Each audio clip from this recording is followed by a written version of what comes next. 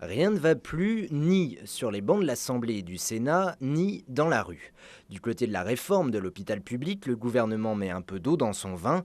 Lundi dernier, Nicolas Sarkozy annonçait une gouvernance plus collégiale des hôpitaux.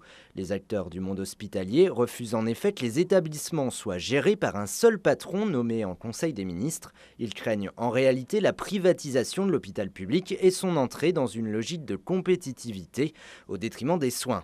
Hier, les sénateurs socialistes se sont montrés agressifs dans les débats. L'opposition réclamait la levée de la procédure d'urgence sur la loi Bachelot et les députés de la majorité les ont rejoints. Le président de l'Assemblée nationale, Bernard Accoyer, pourrait donc demander une nouvelle lecture si le texte est trop modifié.